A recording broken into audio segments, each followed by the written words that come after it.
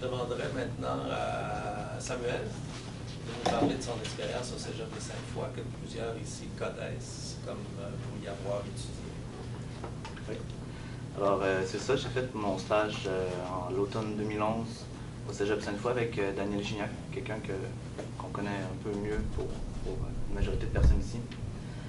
Ça a été mon professeur pendant que j'étais au Cégep, puis c'est lui aussi qui m'a éveillé au sujet religieux, puis qui m'a dirigé éventuellement ici à la faculté.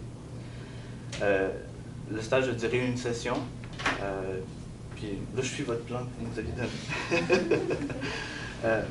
La nature de mon stage, c'était essentiellement entrer en contact avec les étudiants, puis expérimenter c'était quoi exactement l'enseignement dans l'institution du Cégep, puis aussi participer à l'élaboration de l'événement des Journées des sciences des religions, qui est un grand événement à Québec même, et pour le domaine des sciences des religions. Essentiellement, ce que j'ai fait, ça débute par la base. J'y connais rien, fait que c'était de l'observation. On est en classe, dans le fond, en avant, sur le côté, sur l'autre côté, puis on regarde les étudiants, on regarde le prof, on regarde la manière dont il interagit avec les étudiants, comment ils répondent. Ça a été la première partie, un peu avant la semaine de relâche, pas mal de l'observation. Ensuite, ce qui est intéressant, c'est que je faisais partie de deux cours différents. Il y en a un qui était sur la piste des dieux, qui était un cours plus général, puis un autre qui était croire en un seul Dieu, qui était un cours un peu plus spécialisé sur les grandes religions, judaïsme, islam, puis également christianisme.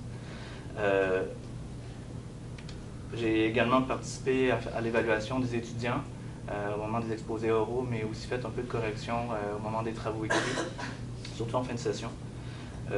J'avais un bureau, ce qui était le fun aussi, donc je pouvais me mettre disponible aux étudiants pendant les pauses ou en fin de journée. Il y avait aussi un voyage auquel j'ai aidé Daniel à élaborer. Puis ce que j'ai fait aussi, c'est comprendre aussi la façon dont fonctionne le Cégep, mais en même temps connaître des gens, rencontrer les principaux intervenants, puis etc. Le lien avec mon programme d'études, je pense qu'il n'y avait pas un meilleur stage pour plugger tout ce qu'on apprend. Tous les cours nous sont utiles, là, pas juste parce qu'on en parle dans le cours, mais parce que les étudiants aussi ont des intérêts différents. Ça nous permet aussi de créer des liens de confiance avec eux en abordant différents sujets. Puis Daniel me donnait une certaine latitude dans ce que je présentais. Donc, j'ai parlé du christianisme, mais j'ai aussi parlé de vaudou haïtien ou de musique dans la religion, ce qui était un de mes sujets préférés. J'ai étudié en musique, entre autres. Les points forts du stage, je vous dirais, c'est l'intégration de tout ce qu'on apprend à la faculté ici. On ressort les livres qu'on avait mis dans la bibliothèque, puis on commence au début. C'est pas mal ça. Sinon, c'est comprendre c'est quoi la latitude en tant que prof qu'on a. C'est pas nécessairement juste simplement les cours magistraux, mais il y a d'autres formes d'activités qui peuvent stimuler les étudiants. Surtout qu'au Cégep, les étudiants, après un certain temps, ils ont de la misère à se concentrer, donc il faut trouver des moyens pour ressaisir le groupe et diversifier notre façon d'enseigner. Sinon, les contacts, évidemment. Il y a Daniel que je connaissais bien déjà, mais il y a aussi des gens, j'étais dans l'allée de mathématiques, j'ai connu les gens en maths, puis il y a les gens de la direction aussi que j'ai rencontrés un peu. Puis sinon, les points forts. C'est vrai que j'avais une bonne disponibilité à la base. J'avais une session chargée mais correcte. Fait que ça m'a permis d'être souvent là. Je devais être présent au moins 2 jours et demi, 3 jours par semaine, dépendamment.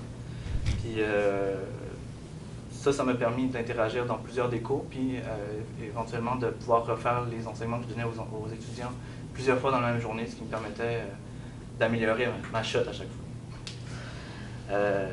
Le point faible, je pense que le principal point faible, c'est vraiment le fait que ça dure qu'une seule session. C'est ce que j'ai trouvé le plus dommage. Parce que à la fin de la session, je me sentais déjà plus en confiance que mon premier cours. Puis je trouvais ça plate d'arrêter ça là parce que la session prochaine, je suis sûr que j'aurais pu améliorer encore mes choses. J'aurais pu aller plus loin dans ce que je donnais aussi comme cours. J'aurais pu faire plus d'activités. Mais par la suite, M. Guérette me dit qu'il y aurait peut-être eu moyen de mettre un sujet spécial ou traficoter quelque chose. Puis finalement, les conseils pour les personnes qui veulent faire des stages. Le premier conseil, faites-en des stages parce que c'est le fun. Le deuxième, c'est d'évaluer votre charge de travail aussi parce que je pense qu'en sciences des religions, on est des gens passionnés, puis quand on embarque dans quelque chose, surtout dans un stage, on y va à fond, puis on y va pas à moitié. Fait que prenez en compte votre charge de travail parce que ça peut vite devenir épuisant. Moi, à la fin de la session, j'étais pas mal à terre. Puis Ouais, créer un calendrier des activités. Là. Je pense que si vous voulez aller essayer de faire un stage en enseignement au cégep, c'est vraiment planifier vos activités au cours même. Là. On n'a pas le choix parce que chaque sujet est différent à chaque fois. Puis sinon, le français, c'est peut-être ce qui est important aussi à travailler quand on s'en va au cégep. Là. Il y a beaucoup d'étudiants qui font des fautes, mais il faut les corriger pareil. Donc il faut peut-être se blinder de ce côté-là, puis essentiellement s'amuser, parce que si on ne s'amuse pas pendant notre stage, puis devant les étudiants, eux autres aussi trouvent ça plate. Je pense que c'est pas mal ça. Merci beaucoup à tous les trois. On va